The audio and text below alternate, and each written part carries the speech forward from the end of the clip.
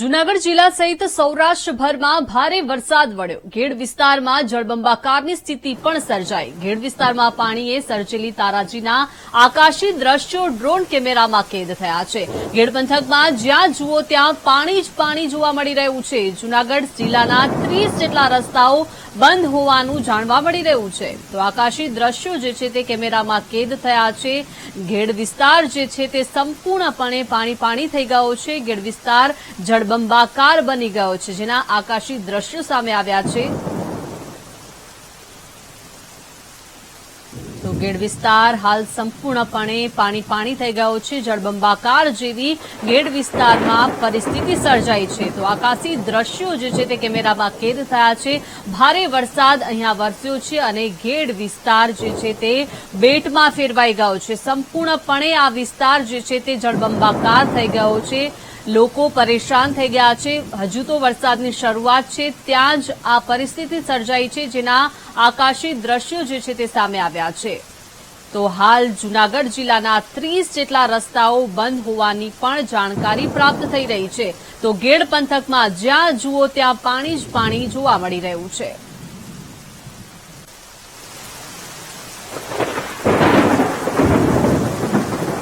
ગેડ વિસ્તાર હાલ સંપૂર્ણપણે પાણીમાં ગરકાવ થઈ ગયો છે, જેના આકાશી દ્રશ્યો સામે આવ્યા છે. જળબંબાકાર જેવી સ્થિતિ અહીં સર્જાઈ ગઈ છે. વરસાદની શરૂઆતમાં જ ગેડ વિસ્તાર પાણી થઈ ગયો છે. જળબંબાકાર જેવી પરિસ્થિતિ આ વિસ્તારમાં સર્જાઈ છે. 30 જેટલા ગામડાઓના રસ્તાઓ હાલ સંપૂર્ણપણે બંધ થઈ ગયા હોવાની પણ જાણકારી મળી રહી છે. મહત્વનું છે કે અત્યારે સ્થાનિક લોકો પરેશાન થઈ ગયા છે.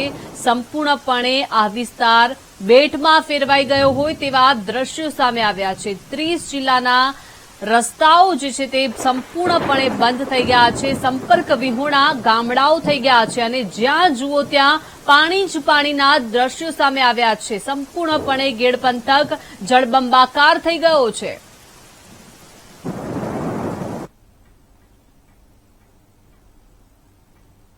જૂનાગઢ શહેર અને ગ્રામ્ય વિસ્તારમાં ધોધમાર વરસાદ થયો છે. જૂનાગઢ શહેર અને ગિરનાર પર્વત પર 12 ઇંચ વરસાદ નોંધાયો છે. આમ છતાં જૂનાગઢમાં સબ સલામત હોવાના કલેક્ટરે દાવો કર્યો છે. જૂનાગઢ જિલ્લાના કલેક્ટર અનિલ રાણાવસિયાએ પત્રકાર પરિષદ કરીને જિલ્લામાં પડેલા વરસાદ અંગે માહિતી આપી છે, જેમાં તેમણે કહ્યું છે કે આ વર્ષે કાળવાના વોકડામાં ડિશલિંગની પ્રક્રિયા કરવામાં આવી હતી, જેના કારણે લોકોના ઘરમાં પાણી ઘૂસ્યા નથી. સાથે જ ભારે વરસાદના કારણે જિલ્લામાં સ્ટેટ અને ગ્રામ્યના કુલ 50 રસ્તાઓ બંધ છે. આ ઉપરાંત 33 ગ્રામ્ય વિસ્તાર જે છે તે સંપૂર્ણપણે સંપર્ક વિહોણો થયો છે. તો માણાવદરમાં સૌથી વધુ 15, માંગરોળમાં 11 અને કેશોદના 7 ગામ સંપર્ક વિહોણા થયા છે, જેથી જિલ્લામાં એનડીઆરએફ અને એસડીઆરએફની એક ટીમ સ્ટેન્ડ બાય રાખવામાં આવી છે.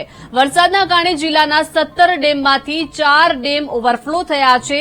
સાથે હજુ પણ જિલ્લામાં ઓરેન્જ એલર્ટ આપવામાં આવ્યું છે.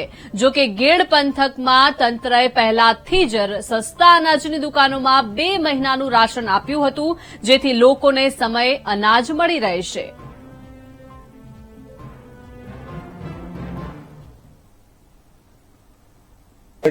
સિટીમાં જે છે એ વરસાદની વાત કરીએ તો લગભગ 12 ઇંચ જેટલો વરસાદ જે છે એ નોંધાયો હતો.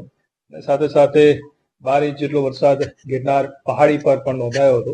આ વર્ષેથી આપણે ગિરનાર પહાડ પર પણ જે વરસાદ પડે છે એને નોંધવા માટેની જે કામગીરી છે એ શરૂ કરેલી છે, જેથી ઉપર પડેલા વરસાદ જે કાળવા મારફતે, સોનરખ મારફતે નીચે આવતો હોય છે તો એ બાબતે આપણે લોકોને તાત્કાલિક એલર્ટ કરી શકીએ. કાળવામાં જે ડિસિલ્ટિંગની કામગીરી રાજ્ય સરકાર તરફથી હાથ ધરવામાં આવી હતી, એના લીધે આ વખતે સિટીમાં મોટા પ્રમાણમાં કોઈ જગ્યાએ સોસાયટીમાં પાણી ઘૂસી ગયા હોય કે સિટીમાં પાણી ફરી વળ્યા હોય એવી ઘટનાઓ જોવા મળી નથી. કાળવાને આપણે 1 મીટર જેટલો ઊંડો કર્યો હતો. સાથે સાથે બંને બાજુ 2.5 મીટર જેટલો એને વાઇડનિંગ પણ કરવામાં આવ્યો હતો અને અંદર જે જાડી ઝાકરા છે એ બધા દૂર કરવામાં આવ્યા. આખો પટ લગભગ 9 કિલોમીટર જેટલો છે.